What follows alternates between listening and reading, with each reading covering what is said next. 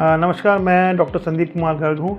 Nephrologist हूँ, dialysis expert हूँ, renal transplant physician हूँ और लास्ट 35 ईयर्स से मेरे एनसीआर में लोगों को nephrological services, dialysis services, transplant services provide करते हैं।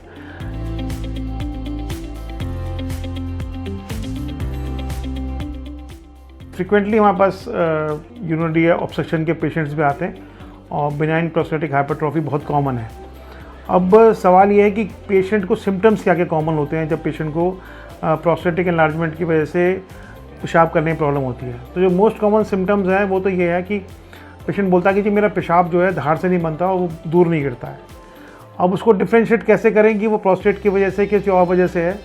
तो अगर प्रोस्टेट की वजह से रुकावट आपको होगी तो अगर आप ज़ोर लगाएंगे तो आपका पेशाब की धार और कमज़ोर हो जाएगी। ये एक हॉलमार्क सिम्टम है जिसे हम कह सकते हैं कि पेशेंट को प्रोस्टेट की वजह से आपका रुकावट है। इसके अलावा जो पेशेंट कहता है कि जी मुझे जब मैं पेशाब करने आता हूँ तो ऐसी मुझे अर्ज होती है पेशाब करने की, लगता है पेशाब आ रहा है तो जाता हूँ तो पेशाब करते करते एकदम वो पहले लीक कर जाता है। This second most common. Third is कि रात में 2-3 बार पेशाब के लिए जाना पड़ता है मुझे। तो these are the common symptom जिससे हम कह सकते हैं कि पेशेंट को प्रोस्टेटिक एनलार्जमेंट है और उसकी वजह से उसको प्रॉब्लम है।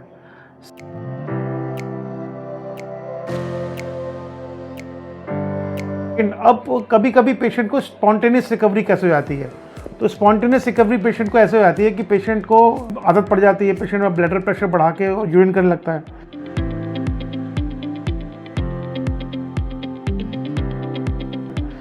अभी जो पेशेंट का हम डायग्नोसिस डिले हो जाता है तो उसमें प्रॉब्लम क्या आती है। डायग्नोसिस डिले करने के बाद जब पेशेंट ट्रीटमेंट नहीं कराता है तो ब्लैडर की एटोनी डेवलप हो जाती है। तो अगर पेशेंट सर्जरी कराता भी है तो भी उसको ब्लैडर के सिम्टम्स पूरी तरह इम्प्रूव नहीं करते हैं।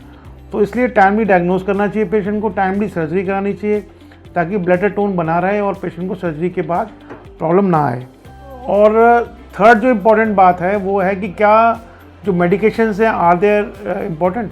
तो जो मेरे यूरोलॉजी कोलीग हैं उनसे हम बात होती है हमारी, तो दे ऑलवेज से कि भाई आफ्टर दीज मेडिसिन, जो नई नई मेडिसिन आई हैं, जो ब्लॉकर्स आए हैं, उनकी वजह से जो requirement of surgery it has gone down. बहुत ज़्यादा सर्जरी की रिक्वायरमेंट कम हो गई है, बट स्टिल जो पेशेंट्स को सर्जरी की ज़रूरत होती है उनको अर्ली सर्जरी करानी चाहिए। अदरवाइज ब्लैडर एटोनी की वजह से सर्जरी के बाद भी पेशेंट को इम्प्रूवमेंट नहीं आता है।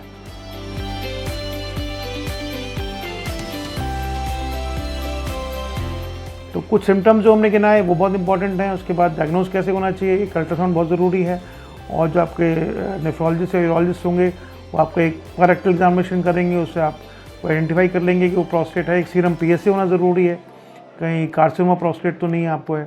तो ये तो कॉमन थिंग्स जो कि आपको एक प्रोस्टेटिक सिम्टम्स जब होते हैं तो आपको डेफिनेटली एक अपने डॉक्टर को कंसर्न करना चाहिए और वो हिसाब से आपको एवेलुएट करेगा और जो वो प्रिस्क्राइब करे। इनिशियली ऑब्वियसली हम लोग ड्रग प्रिस्क्राइब करते हैं और ड्रग से कभी कभी पेशेंट रिमिशन में चला जाता है 4 years टुगेदर।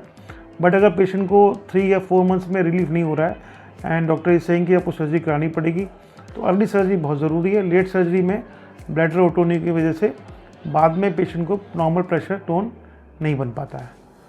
और इसके अलावा कुछ जानकारी आपको प्राप्त करनी है तो आप न्यूटीमा हॉस्पिटल या ऑप्टिमा हॉस्पिटल मेरठ आ सकते हैं।